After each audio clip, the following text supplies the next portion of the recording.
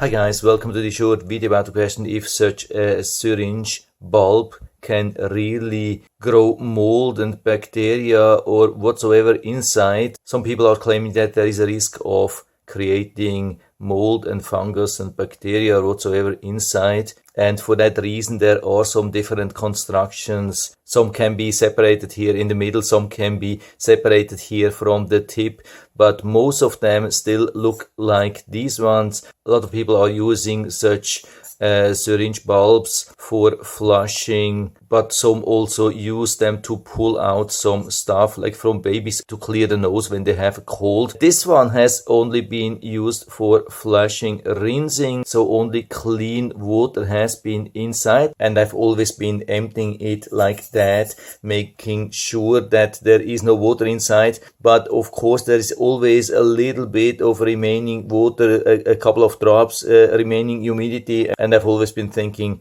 that it could be difficult for the inside to fully dry and there could be really some mold or whatsoever. So how is the risk really for that? I've been using this one for almost 10 years, and so I figured it was time to buy a new one, and so I'm here to show how it looks inside.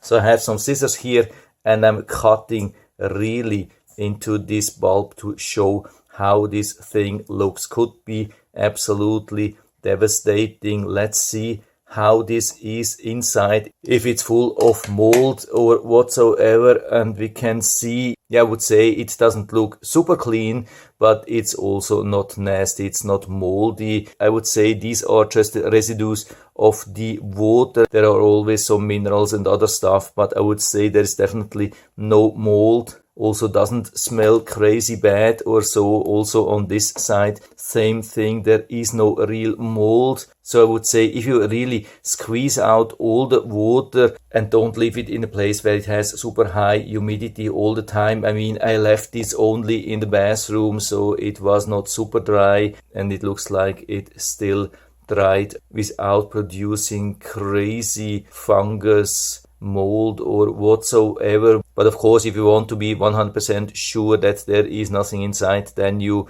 have to buy one which you can open here in the middle or from the top, and then give it a rinse with some soap water and leave it open till it's perfectly dry. But for me it looks like we can still use these things, because usually they are working much better, because sometimes when we apply too much pressure then the tip is detached, or when we have some opening here then it's hard to press. So I think this is still the best option, but yeah, it's up to you to decide what you want to use.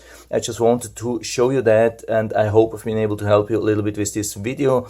If you have any questions or comments or want to share your own experience, then just let us know down in the feedback area. I'm always happy to talk about these things. And if you liked the video, give me a thumbs up, subscribe my channel. Thanks for watching. See you next time.